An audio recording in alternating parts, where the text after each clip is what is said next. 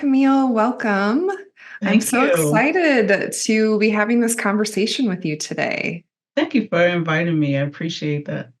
Of course, your talks and work on ethics are a big hit. So I knew that's why I wanted to invite you on as a guest. And it's such an important topic. So we're going to be talking about ethics and how that plays into the work of mental health, but really all helping professionals. It really transcends a lot of professional roles, and especially doing that through an attachment based lens and the different Mhm. nuances that we might need to consider when working from an attachment based work. But before we do that, I wanted to invite more of you into our conversation, and I would love for you to please share with us one of your own attachment memories, Camille, that just feels important to you and to your work. Mm, that's a good question and makes me smile, which is a good thing because I can't help but think about so many secure relationships, positive relationships that I had as a child. And what comes to me is my village. Just the fact that, and I'm a believer that it really does take a village to raise a child. And so I can't help think about the relationships that I had with my immediate family, my parents, my siblings, but also extended family. I spent a considerable amount of time with my maternal grandmother and aunts and uncles who nurtured me, who poured into me, who supported me over the years. And so I remember that at a very early age. My memory goes back to 3 years old. That's my earliest recollection. Not a whole lot. I remember at age 3, but I remember 3, 4, 5 years old, just those formative years, and being in a Head Start program. I'm a Head Start baby. And so I remember just those relationships, even with caregivers, with teachers there, and just they're all being affirming and really positive. And so I was just really fortunate to have a lot of those positive interactions and a huge support system around me. And so I know that that's been instrumental in my understanding what a secure attachment looks like.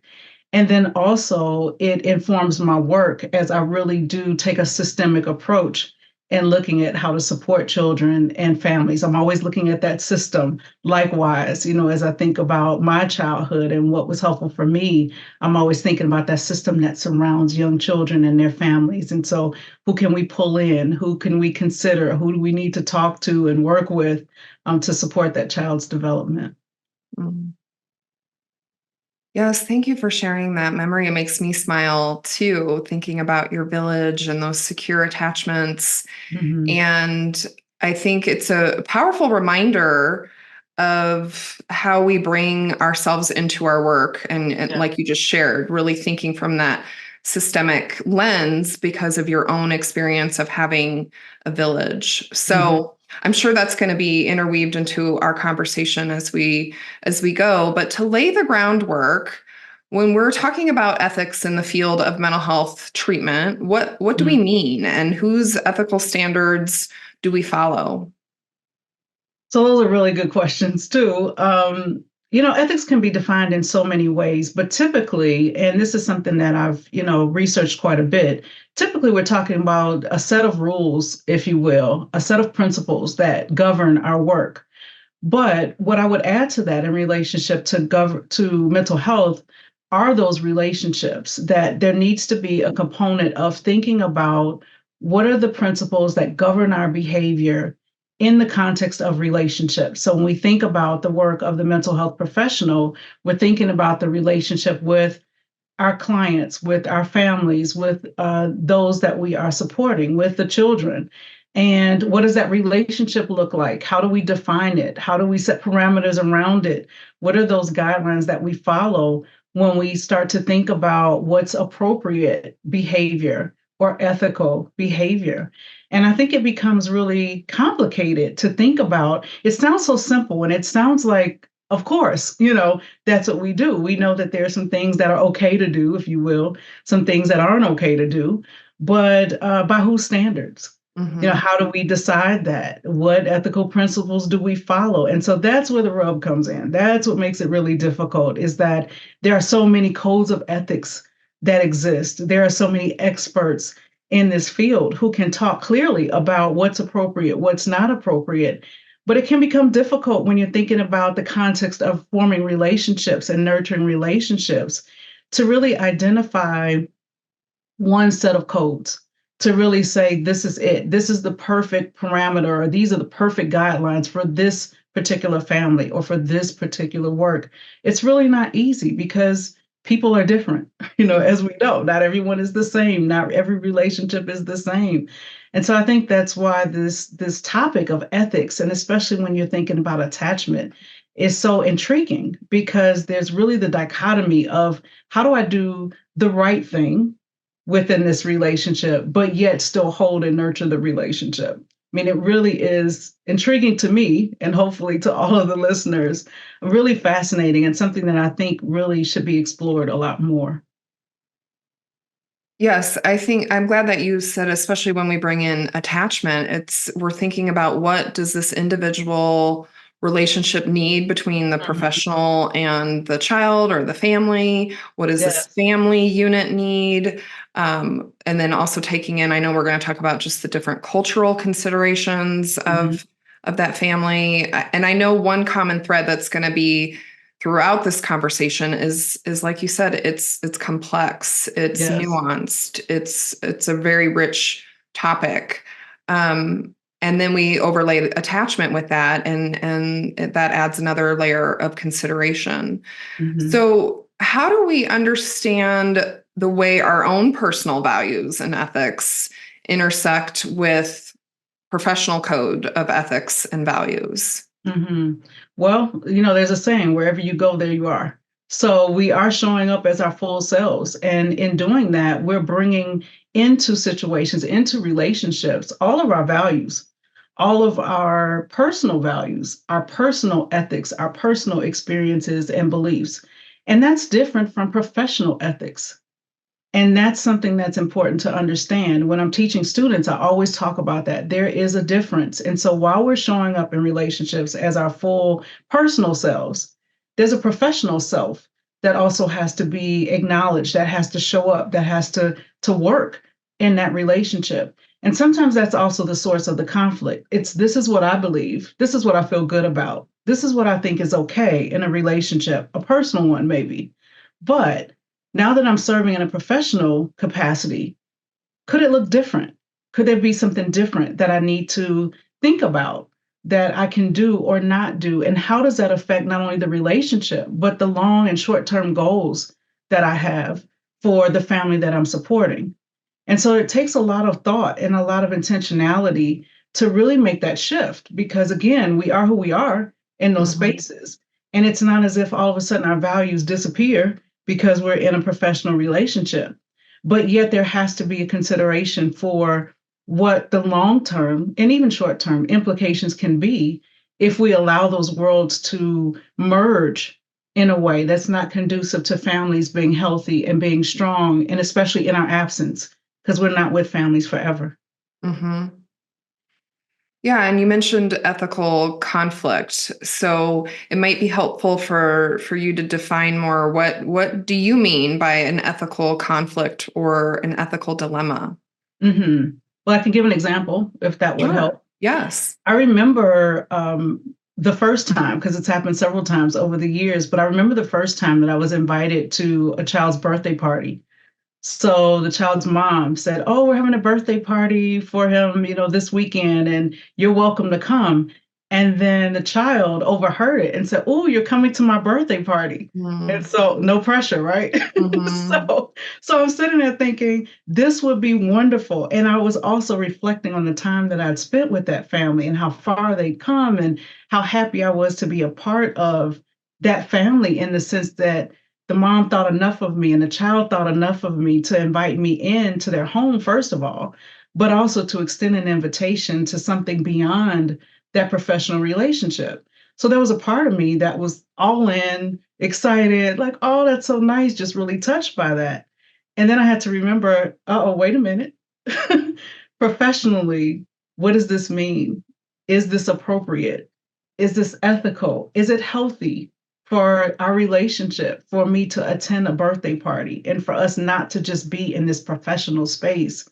so to speak. And so it really was a difficult decision to make. And how do you tell a child no when a child is inviting you to a birthday party? I mean, there's that. So, I mean, it Mhm. really was just a struggle in many ways to figure out what to do. And so then when you think about kind of to your earlier point, like what guidelines do you follow? Like, where is the code of ethics that says go to a birthday party? Don't go to a birthday party. Like, there isn't that. And Mhm. so, how do you decide what to do? Is the question that I know many mental health professionals and others face when you're in professional situations. How do you know what to do, especially when you are forming relationships, when you're attempting to form a relationship or trying to sustain relationships for a period of time? What do you do? So that's the question many times for many of us. So what did you do, Camille? Did you go to the I knew birthday that was party? coming. Was coming. You left us on the edge of our No, seats. I did not. I did not go, and I felt bad about it. But I explained to mom as best as I could. I think that, I would love to attend. I hope you have a wonderful time. Like, I did all of that. And then said, I don't know that I'll be able to come. But I would love to hear about it. I'll be here next week or whenever the next time was. I want to hear all about it. I want to make sure that, we spend time, talking about it and celebrating, him turning, I think he was turning 5, all of that. And so that's what I did. So I didn't go. And actually I can explain why I didn't go. I Yes. decided not to go because of ethical reasons. I knew that it was and still felt like it was an honor to be invited by both the mom and the child. But I wondered if there could be a blurring of lines in our relationship that wouldn't be healthy for the family long term, because it could start as a birthday party invitation, but then evolve to come over for dinner, come over for this holiday. Can you meet an extended family member? Can you hang out for this barbecue? I mean, where does it end? And how do I later on down the line put a pause there and say, oh, I know I went to the birthday party. I know I did this thing, but I can't do that thing. And then would there become a dependence on me, my being there, in a way that could be unhealthy? So I know how important it is to empower families, to give them the tools and resources to be able to do whatever it is that they're seeking to do, to be able to have a healthy relationship with their child, help their child develop in a healthy way, and have their own securely attached relationships. And while I want to facilitate those things, I don't want to be the middleman, so to speak. I don't want to be the conduit to that happening in such a way that if I'm removed from the situation, that can't be sustained. That's not healthy long term for the family.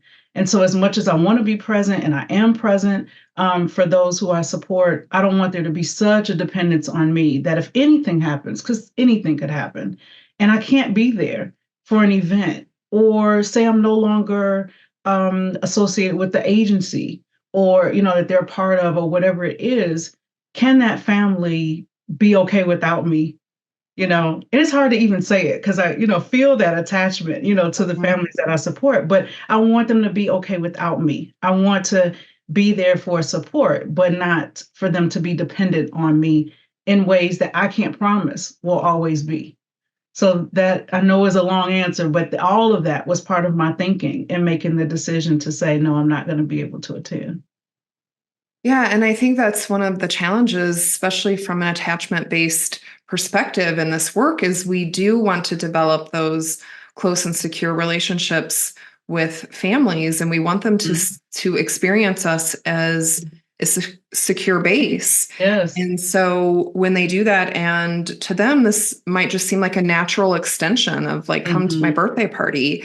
Hmm. And I have an example too of when I was working with a young single mom, and she had these twins that were automatically in early intervention. And I was providing early intervention therapy for from the time they were born until they were 3 years old and aged out, and going into the home, every week or every other week, and just developing this natural kind of rhythm with them. And so then the mom, asked me if I would be their godmom. And Oh, wow. it felt like such an honor, like you said, Yes, that absolutely. she really saw me as a person that she could trust.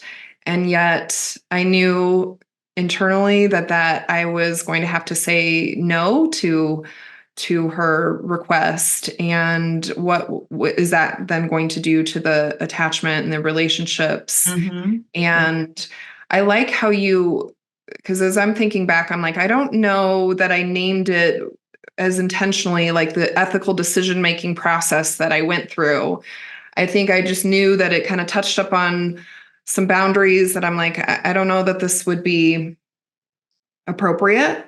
Hmm. And so I kind of just went with that instinct. But I Hmm. think it's really important that we have, this ethical decision making process too, so that we can really name, why did I make the decision that I made? Because there could be Hmm. a time where maybe it is appropriate to go to a birthday party. Yeah. And so can you tell us more about the ethical decision making process that you utilize? Hmm. Yeah, I appreciate what you said about instinct, how so much of what we do is driven by and should be driven by instinct. I think that the difference between being driven by instinct versus an ethical code, if you will, is that the ethical code is less subjective. So when I think about instinct, I think about what we said earlier about who we are, some of our personal values, some of our interests, even. Are you interested in attending a birthday party? Is that something you even enjoy doing or would like to do? I think we can be guided by so many emotions too when we think about, some of that instinct. When we think about a code of ethics, and I can't help as a clinician but think about the American Counseling Association Code of Ethics, I think about how there's some room for some subjectivity, but it's less subjective than maybe what my instincts might be. And that there is that reference, there is that guide that I can follow that says, this is appropriate, this is not appropriate, this is something to consider. And so while there's not hard and fast rules for every situation, there is at least some guidelines that can govern my behaviors as a professional. And so I rely a lot on those to really inform my work, even though my work as a consultant is different. When I'm working with families in that capacity, it's different than it is when I'm working as a clinician, as a counselor in that capacity. And so, again, I think that's why for many mental health professionals, there is, I want to use the word confusion, sometimes even confusion. What do I do? How do I decide, what to do? And so that's one of the reasons that I'm grateful for colleagues, Mhm. grateful for reflective supervision, to be able to be in a space with others to say, hey, this is what I'm experiencing. This is what I'm thinking about or considering. How does this sound to you? What would you do in this situation and why? Why would you do that? Because I think sometimes more important than the what is the why. So, what would you do is one thing, but you can't always generalize that to every situation unless you know the why. So back to my example earlier about the birthday party, I gave several reasons why I chose not to go. And so that's what anchored me. And that's what really helped me to honestly have peace with the decision, because I told you it was a tough one. So to really have peace with it is was something important to me. And I was able to have that because I knew why I made the decision. And so I think that there's room when thinking about ethics to really explore the why behind it. What is the good behind it, because we want the best for our families. We want to put our best foot forward, do the best work that we can in thinking about attachment and thinking about relationships. And so why are we doing the things that we do? Or why are we not doing certain things? And I think that's where research comes in as well to support that. What are the short and long-term implications of doing certain things in relationship with people or not doing certain things? And so that's what I'm always looking to get at, is the why behind it and have that guide my decision making process as opposed to this is just how I feel. Because if I go Yeah. by how I feel, I'm going to be at all the parties. I'm going to be buying all kind of gifts for the kids, like because that's just who I Hmm. am and what I do personally. But professionally, I'm thinking, is this best? Is this what's most helpful for the family? What if I'm not here? What if I can't go next time? What if I don't have money to help you with diapers next time? Which could be another ethical dilemma. Like, do I help with the diapers? Do I not help with the diapers? Hmm. So I'm always thinking, like, what if? and then having that help me. And then going back to just ACA Code of Ethics, just thinking about, what are some of those parameters and guidelines, and how does that help me even in consultant work and other professional work that I do? I'm thinking about what the implications could be short and long term. I really like that. Not that it's not just about the what we're doing, but really being able to articulate the why. And I think that Mhm. brings us more into our prefrontal cortex too when we're making decisions. Like you said, so it's not just this emotional decision, because it does feel really good to get invited to the birthday parties. And when Yeah. that mom asked Yeah. me to be the godmom, and if we are then explaining this is why I made that decision because it felt really good Mhm. versus Yeah. these are the ethical codes and principles that I'm aligning with right now and why I've chose to make this decision. Mhm. So and talking to colleagues and getting feedback is so important too, because that moves us from, in reflective supervision, we talk a lot about, the difference between being reactive versus responsive. Yes. And so not just that knee-jerk reaction of what feels good in the moment, but really taking some time to take a step back and explore the different principles and what this would mean for us as in our professional role, for the families that we're working with. So thank you for the way you explain that. That's really helpful. What are some other just common ethical considerations that can come up with attachment based therapy work? Well, I think you mentioned earlier the word boundaries. And so that's, some of what we've been talking about is what are those boundaries that we shouldn't cross. And I can't help but go to the why. Why shouldn't we? And those boundaries could really be subjective. Once again, one of us could think, it's perfectly okay to, I mentioned earlier, buy diapers. I can afford it, family needs it. They're not in the position yet to receive, support in a way that would allow them to buy the diapers. Certainly the baby needs the diapers. So I can do that. But is that crossing a boundary? And so then I start to think about the nature of the relationship, that it is a professional relationship that we have with families. And so, what then does a professional relationship look like? And so, when we think about some of those dilemmas, are we crossing boundaries in a way that blurs that line between professional and personal? And I think that often when we frame it that way, or when we have that context, it helps us to think about those boundaries in a different way. And sometimes, even honestly, I'll think about, is this something that I would do for a family member or a friend? And if instinctively, automatically, I'm thinking, oh, yes, this is what I always do, then sometimes that's a sign for me of, okay, this is a personal thing. This is who I am, or this is how I am in personal relationships. And so let me at least pause and think about how that would impact a professional relationship. And so I think boundaries is a really big one to consider. What are those boundaries? How do we know when we're crossing them? And then what do we do if we have crossed that boundary? And sometimes families will let you know because maybe they're offended by something that you said or done, or maybe they're insistent upon you doing a certain thing, and you're starting to wonder, like, is this becoming something more personal, or is there dependence, like I mentioned earlier, being fostered in a way that's unhealthy in this professional relationship? And so I think that deserves, some pause too, and thinking when I've crossed a boundary, because it happens sometimes, consciously, subconsciously. What do I do to recover? How do I know?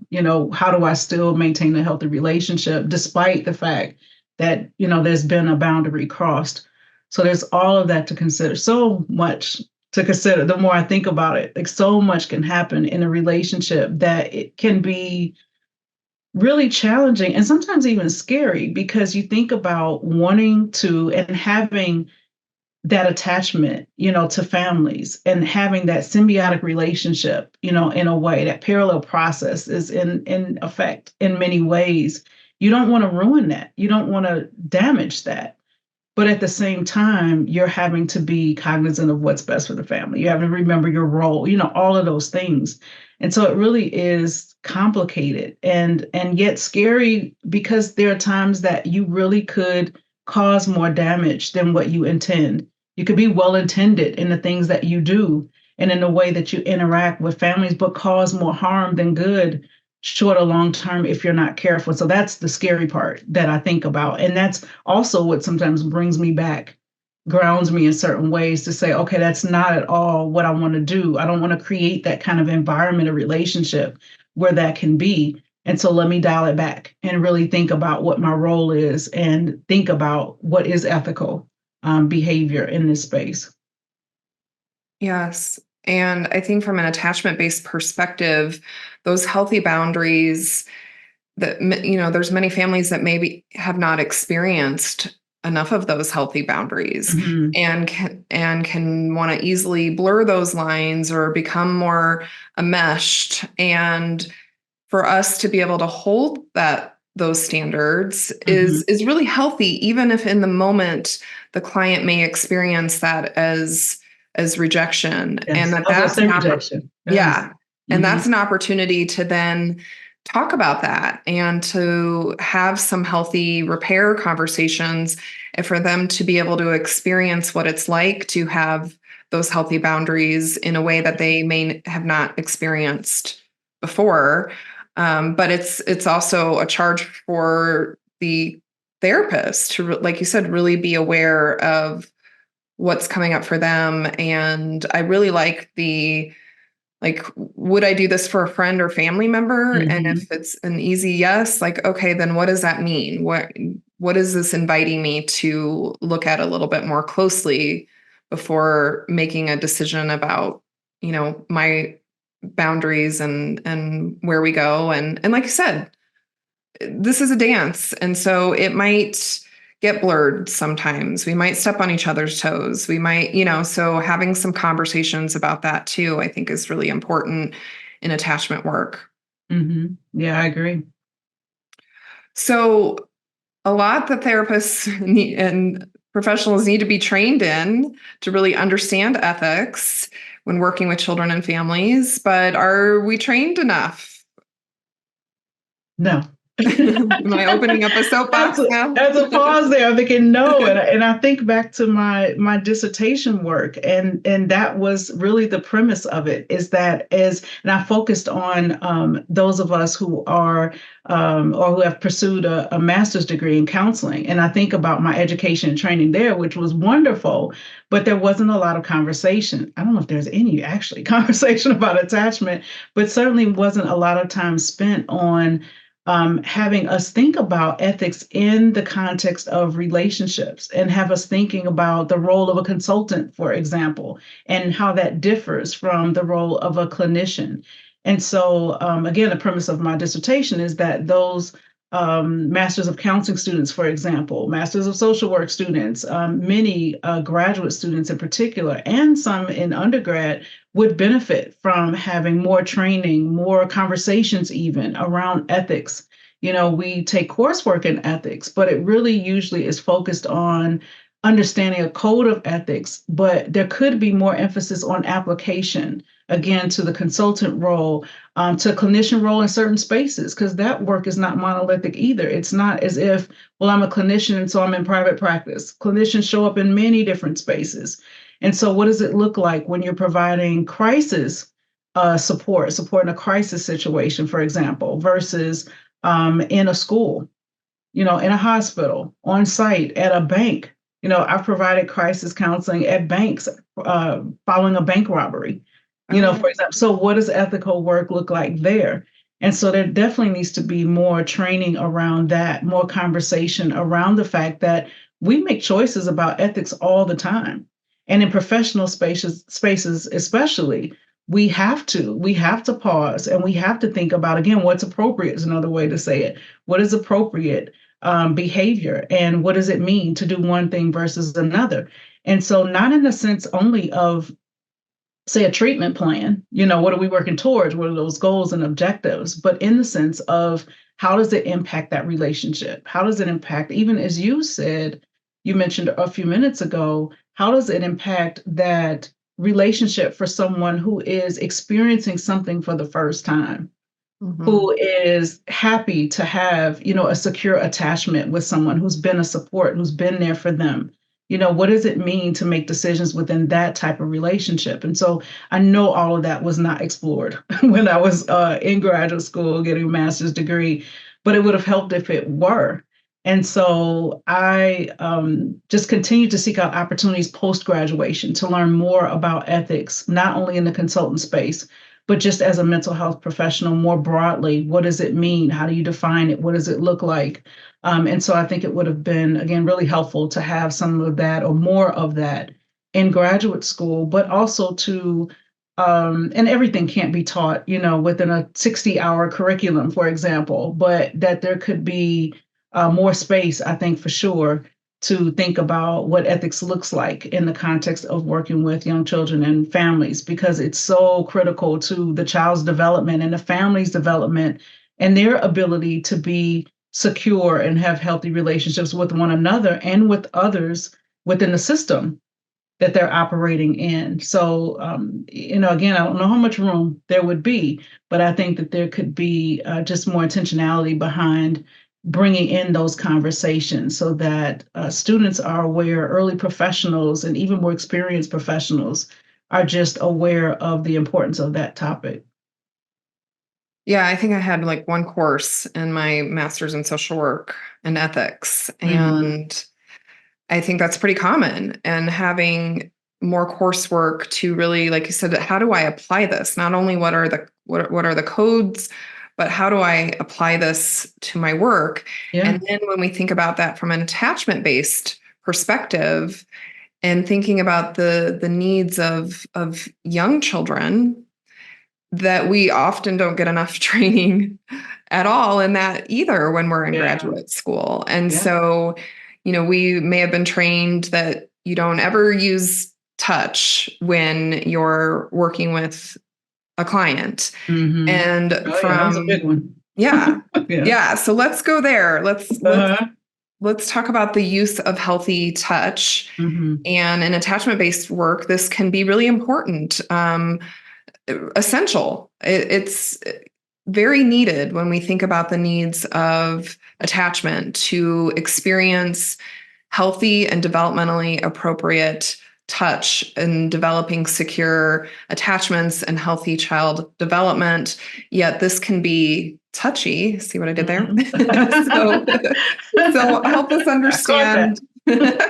Help us understand the use of healthy touch and what that can bring up from an ethical Mm-hmm. perspective.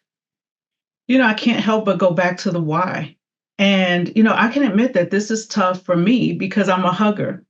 So my inclination is to hug everybody. So I don't know if it's cultural. I don't know if it's just me. I don't know. Maybe I need a hug. I don't know. I don't know what it is. We all need more Um, hugs.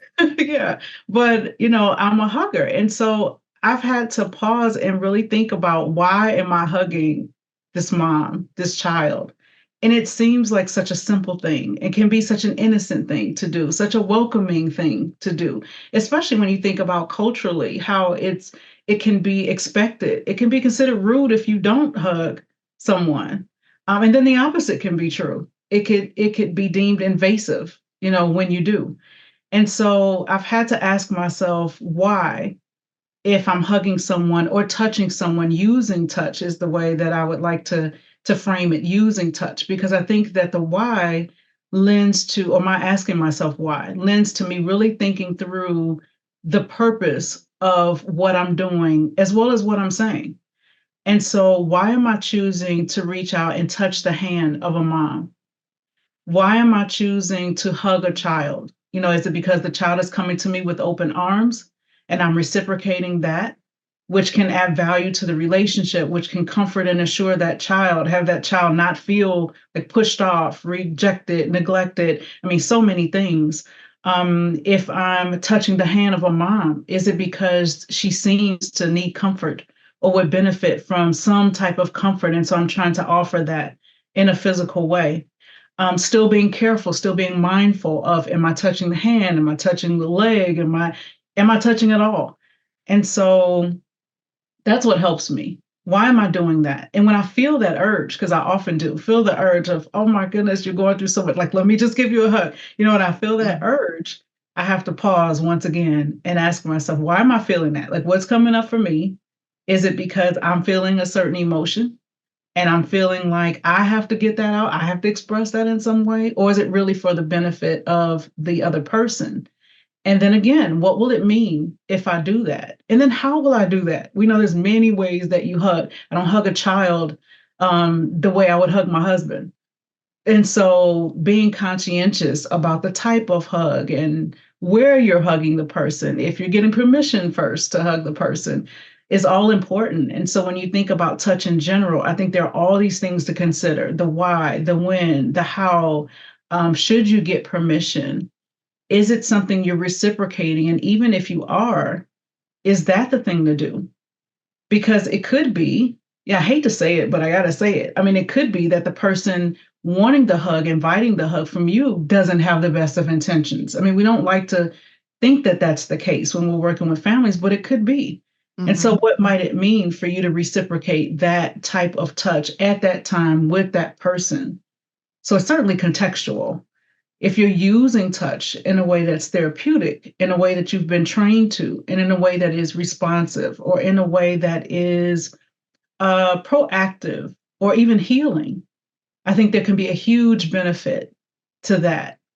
But if the touch is happening haphazardly, touching because it's what you feel, it's what you want, it's what you normally do, back to this is what I do with friends and family, then I think that's something to think about maybe in a different way, and to really maybe use reflective supervision to talk with colleagues about, hey, I'm getting the urge to hug everybody. Anybody else feeling that way? Maybe it's something going on in the world where we just feel like, hey, we all need to be closer. We've been distanced for a while, and now we're happy to see people and we're hugging everybody. What's going on? So I think Mhm. having that conversation with others can be helpful too. Or if it's that you're finding that children, families are wanting, to be touched at certain times or comforted in certain ways, that there can be therapeutic ways to do it that you may need to learn more about. And so, again, talking with colleagues, being able to use reflective supervision in that way can be helpful to say, what are some ways that I can do this that are healthy and that are appropriate and not crossing boundaries in these relationships?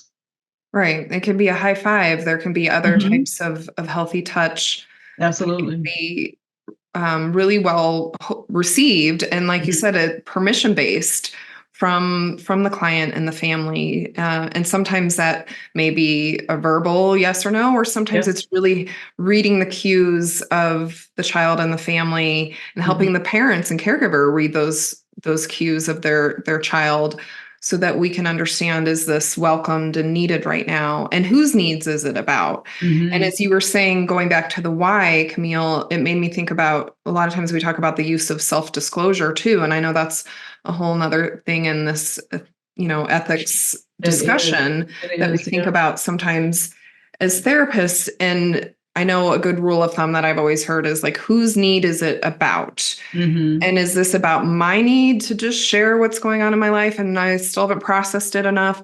Or is this about the client's need and me opening myself up more? I'm going to be able to connect more with the client. And so I think you could maybe apply something similar with the use of touch. Whose need is this about? Hmm. And if this is about my need, because I need more hugs, then maybe that's not the best time to be bringing in touch. But if this is about this child's need to experience healthy touch and to help strengthen the attachments, then it can be really appropriate. I was looking at the social work code of ethics, and it says social workers who engage in appropriate physical contact with clients are responsible for setting clear, appropriate, and culturally sensitive boundaries that govern such physical contact, Mm. which I think is what you were saying. And it also Yeah. goes into that, like you said, permission and informed consent around the use of touch. Yeah. And then how do you do that? I mean, even as I was hearing you read that, I was thinking there's so many caveats there. There's such subjectivity even in that. How do you get permission? Like you said, it could be verbal, it could be reading cues, but then there's the possibility of misreading cues, Hmm. especially when I think about. cultural implications of the things that we do, or how we filter what we see and what we hear based on our own cultural experiences and values and norms. So there's so much there to really unpack and really to be able to think about when making any decision about touch or anything in relationship to forming, really strong relationships. So, again, this work can be really complicated because there's not a black and white. There's not a yes or no. There's not that. Wish it were that easy, but so many things to consider all at one time, all for the good of the family. And the thing that makes it, I think, even more challenging is that those that we are supporting, the families, don't always understand what we understand. Don't have our lens, of course, and our training and our background. And so it makes it even more crushing often to them when we're not responsive in a way that they think we should be or assumed we would be. Or maybe it's because we don't understand their culture in the way that we should. And so we're doing things that in the name of ethics or ethical behavior that they may culturally feel are inappropriate. Mm-hmm. And so that becomes challenging too, which is why it's so important to have these conversations, not just amongst ourselves, but be open and honest with families about our intention, that why, behind some of the things that we're doing, asking permission, but also not being afraid to explain some things or say, I'm not sure if this is okay. Yeah. Or this is what I was thinking when I said this, or this is what I'm thinking about doing, and I want to tell you why. To be able to be transparent and honest in that way is also important for the families, but important for us. So we're not crossing those boundaries, but we also then have an opportunity to learn, which is always important. Yeah, it makes me think about too, like you said, reading those cues and possibly misreading. People with attachment traumas and losses may be more likely to people please and appease. Mm-hmm. And so, how do we know if a client is saying yes, but they're really saying no, and they're saying yes because they think that that's what we want to hear? And that's Yeah, another consideration in terms of the why and really getting to know the family.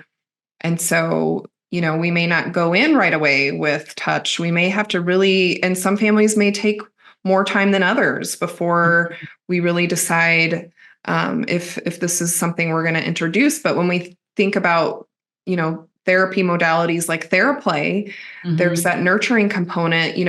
We're going back to these really kind of pre-verbal ways of connecting with our clients. And even if what's that? And communicating, sorry to Yeah. interrupt you, connecting and communicating, that we're communicating something when we're using touch in that way. Yes. And even if we're not using touch in the therapy yet, or at all for certain considerations, it's still a very intimate way of being with families. There may also be things like eye contact, singing songs, just eating snacks. I mean, this is from a therapy perspective, but other therapies that really lean into attachment-based work. And again, there's the cultural considerations. I was actually just doing an eye gazing activity, the weird things that therapists do. We were doing it with each other yesterday on Zoom. But there was somebody a therapist in our group who is from a Middle Eastern descent and said, eye contact, and it was participated as much or as little, it was all permission based. But she said, that eye contact in her culture is a sign of disrespect. And so it's not something that she was as comfortable with. And so we also have to really understand the family's culture as much as we can and really use that to inform our why and how we're showing up with clients. Yeah, you're really making me think about the importance of being proactive in our work too. So getting to know who our families are, getting to know more about their culture, and again, being transparent and saying, I don't know a lot about your culture, or I don't know if this is okay or how you feel about this, even when we're planning. When we're planning not only the direct service work that we do, but when we're planning on behalf of staff, for example, when we're coming up with like icebreakers, I think like who doesn't love a good icebreaker? Well, somebody might raise their hand. Me, I don't, because the icebreakers aren't structured in a way that I feel comfortable or in a way that are respectful to me culturally. And so there's so many things that we could be doing, I hate to say wrong, but could be doing in a way that isn't considerate of ethics and really nurturing relationships in the way that we intend. And so, yet again, there's an opportunity for us to learn and be thoughtful about these things as we're planning our work, as we're planning work for others, as we're entering into conversations with others. I mean, I think about how many times I've even looked at my calendar in an attempt to schedule a meeting, and someone will say, "That's a holiday for me." And it's not for me. And so I wasn't aware, it's not on my calendar, it's not blocked off. And anyway, so I had no idea. And that person would say, "That's a holiday." And I've had someone even go so far as to say to me, some years back, "You need to realize that that's a holiday. Like, I Mhm. need you not only for my benefit to know this for this moment, but you need to have a greater awareness," is what she was essentially telling me, like overall. And so I think about just how those things matter as we're thinking about entering into relationships or having relationships with people. Mhm. What considerations do we need to make, and what could be viewed as disrespectful, unethical, immoral, in some ways, that we're doing, again, not intentionally, but could happen nevertheless. Yeah. Yeah. So we've talked about the intimacy of this work Mhm, and possibly utilizing things like healthy touch and nonverbal play and communication, and so that we can really be seen as that secure base, that safe haven.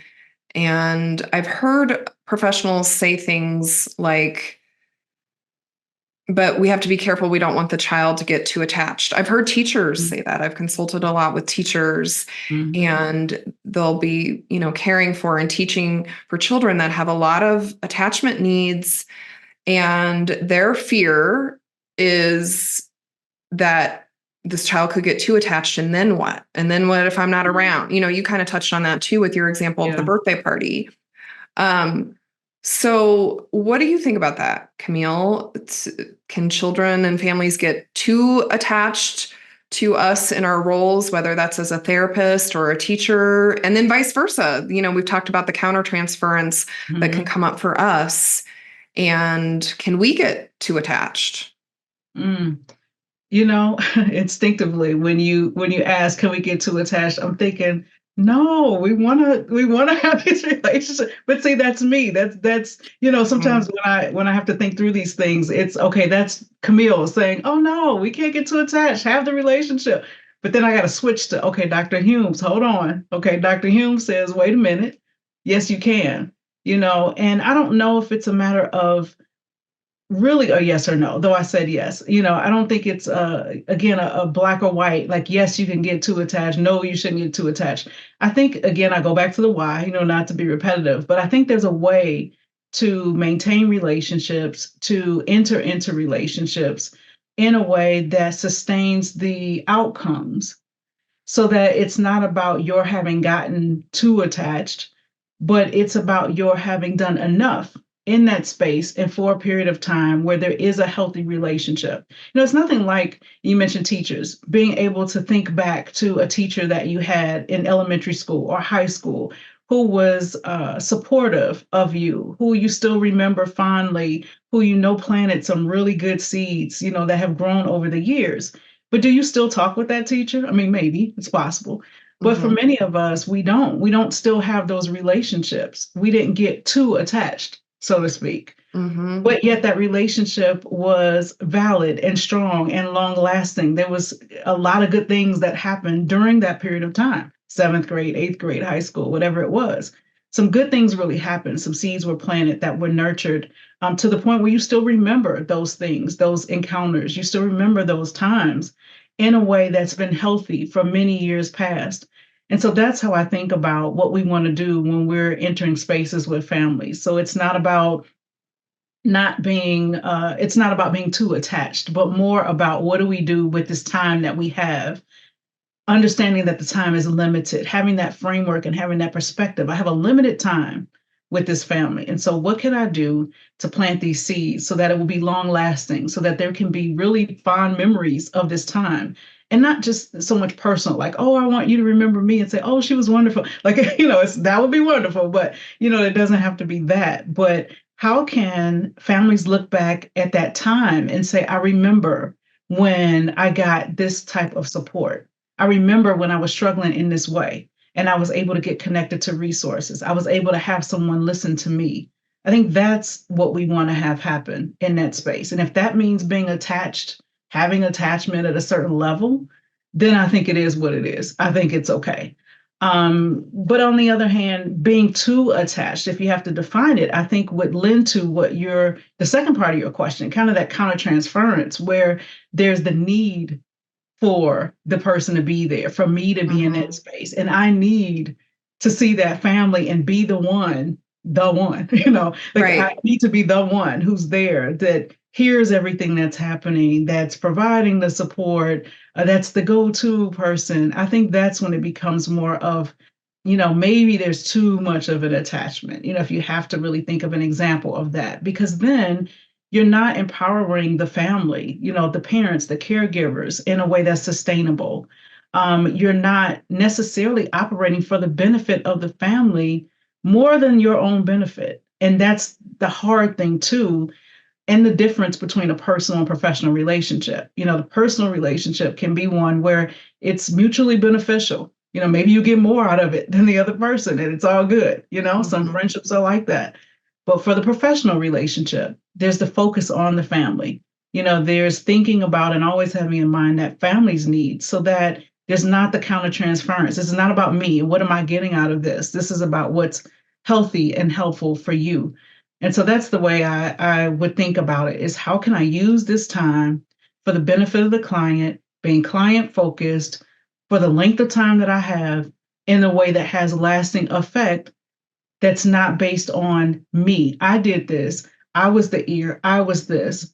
But that the memory will be, you had this experience. You were able to get this support during this period of time. That to me is the win. That's how I know, like, okay, I've done what I could. And we don't always see the fruits of our labor. We can't always follow families, till the child is in college. So we don't always know how those seeds have, bloomed, blossomed. But that's always my hope at that time in that space, is that I'm planting those seeds nevertheless. I really love that. And it goes back to what we were saying earlier, is whose needs is this really about? And if this is what this child and family need to help meet those attachment needs, then I think it's a disservice to hold ourselves back. But if we're giving too much of ourselves because it's about meeting our need of, I want to be needed, I want to be the fixer, helper, and we need to be real, because we're all humans too. And we, like you said, we bring ourselves into that, and it can feel good to be needed and wanted. Oh, yeah, sure. But that might not be what that family needs. Again, so we've got to try to follow their needs, which also makes me think of Circle of Security, which is an earlier interview that I did, and they have such a beautiful model for really understanding our stuff versus the child's attachment needs, and what they call the shark music that can come up when we're no longer attending to the child's needs, but we're attending to our own needs. Yeah. And I think we might hold ourselves back, like the teachers that I'm thinking about. I've heard foster parents say this too. Like, if this child then leaves and is reunited with their biological parents, or whatever the case may be, I don't want to get too attached. I don't want them to get too attached. I don't want to get too attached. And like you said, it's what can I do in this time? And so when we're holding ourselves back, that might also be attending to our needs too, because we don't want to get hurt. Yeah. We There's put some those fear there. Yeah, fear. We put those walls up.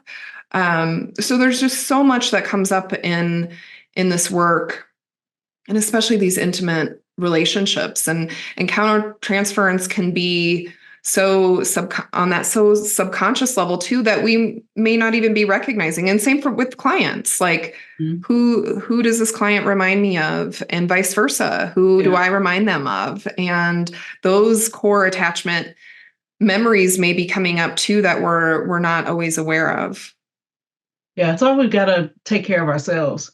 I mean, I could talk forever, for hours, about self-care, but we've got to be able to take care of ourselves and have our own reflective practice and our own time to really reflect about who we are and why we are who we are, so that we can notice some of those things that you talked about, so that we can properly address, compartmentalize, process whatever we need to do with those things, so that they don't show up in a way that's unhealthy in our relationships, and actually personally and professionally, so that they don't show up in any of those relationships in a way that wouldn't be conducive to a healthy relationship. So that part is so important too, that we're taking care of ourselves and that we are mindful of those triggers. We're feeling even in our bodies, certain things at certain times. What is that about? Why is that coming up? Why does, as you say, this person remind me of someone? Why am um I want to use the word attracted, and I don't mean like in a physical way, but why am I attracted to this person, drawn to this person, probably is a better word, in a certain way? Like, where is that coming from? Who is this person reminding me of? And what do I need to maybe reconcile or think about, in a certain way on my own, Mhm. not during that time, the professional time, but on my own in a separate space. How do I need to process that so that it's not showing up in a way that's not healthy or not helpful? Yeah. Although attraction can be a real thing in That's true. therapy work too. So also something to be mindful of. And sometimes it's easier, I think, for the professionals to those real clear boundary violations, like to know the right and wrong. Not that they always Mhm. follow it, but hopefully, like, okay, I know I don't sleep with my clients, but there's just a whole spectrum of all of these things that can happen in between, whether that's a physical attraction or, like you said, I'm just feeling really more drawn to this person. And why is that? And what does that mean? And is that just for my awareness to know, or do I need to do something more with that? So I think that's a good segue into what you've already talked about is taking care of ourselves, and what role does supervision play in this, and other things that we need to be doing to really be continuing to stretch our muscle in our self-awareness about these different things that come up in our work.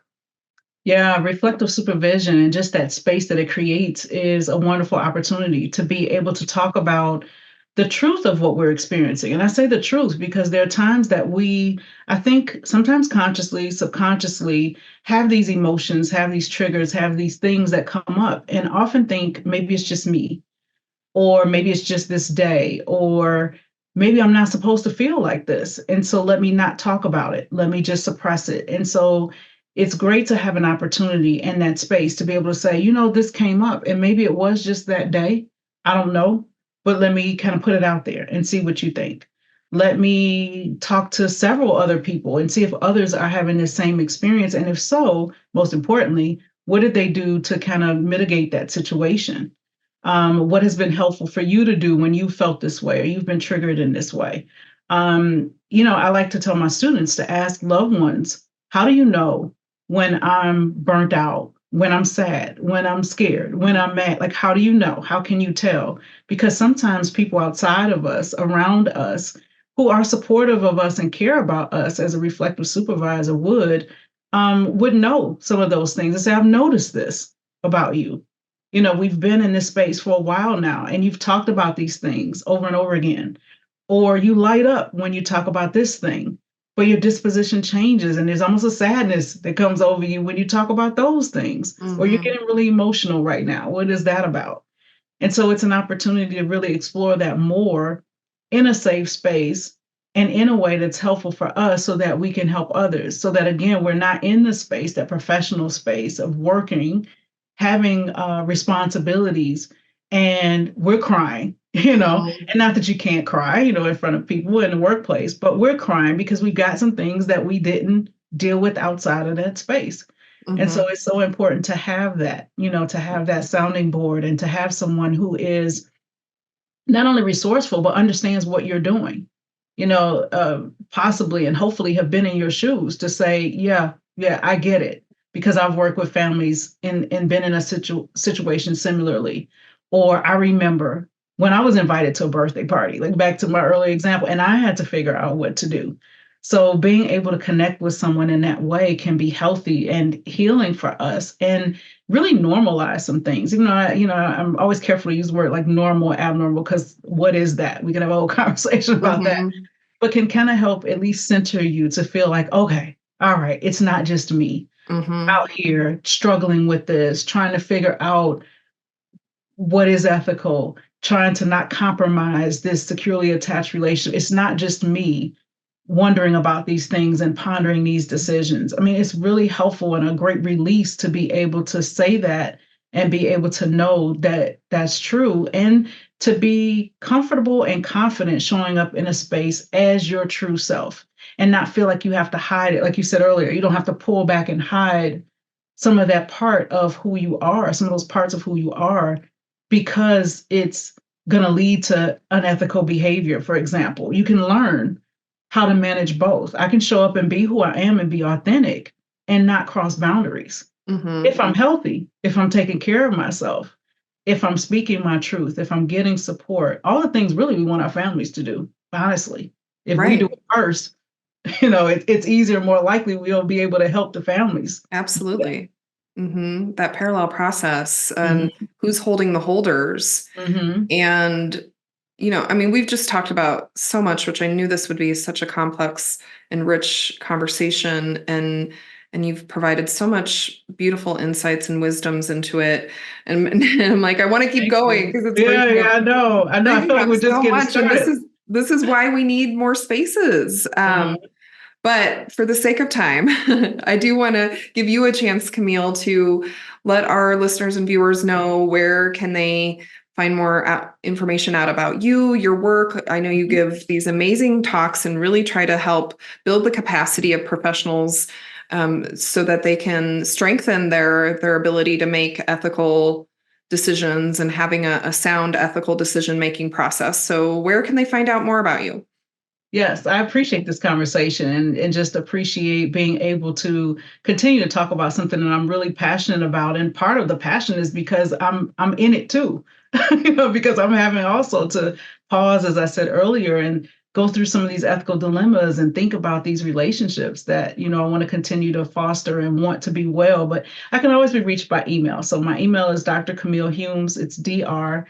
And then my name, camillehumes@gmail.com. So I'm always interested in talking with like-minded individuals who are also saying, look, me too, want to raise their hands and say, I too am struggling with ethical dilemmas. Mm-hmm. And, I'm always happy to provide training to help with, support supervisors, work with other consultants who, feel like it would be helpful to continue these conversations, or just have someone to be able to come in and kind of troubleshoot some things. Because I've worked with different programs and organizations that say, look, on a higher level, on a systemic level, we're trying to figure out ethics in this space. We're trying to really model for our staff what it's like to be reflective in a space, to really be able to think about some of these dilemmas in a concrete way. So I'm always happy to engage in those conversations as well.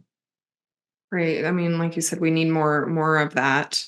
So to end us, Camille, what do you envision for the future of integrating more sound ethical decision-making processes into our work, and especially from an attachment-based lens? Hmm. I feel almost like that's the miracle question. Like, in a Yes. perfect world, you wake up tomorrow, There we what would go. this look like? If I wave a magic wand. Right, right, right. There's that.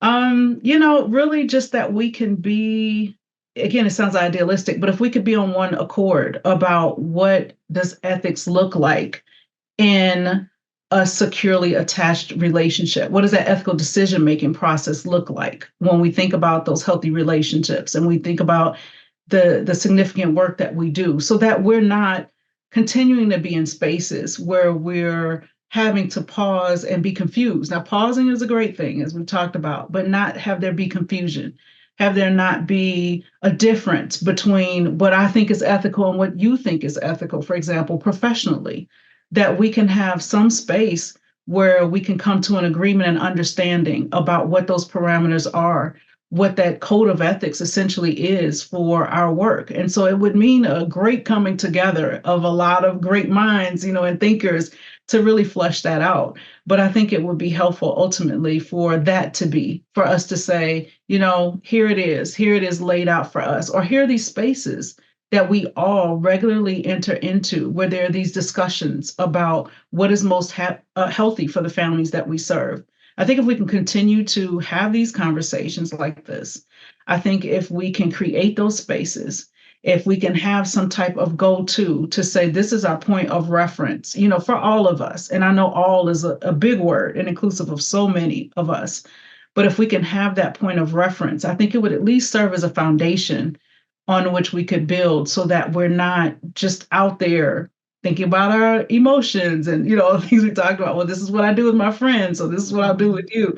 I think that perspective will help us shift to a space where there's more clarity and the more likelihood that those relationships that we foster can be those, as I mentioned earlier with teachers, that families can reflect on and say, there was a time that this was the need and it was met. And I think that comes through us being clear about what we're doing, how we're doing it, and the why behind it all.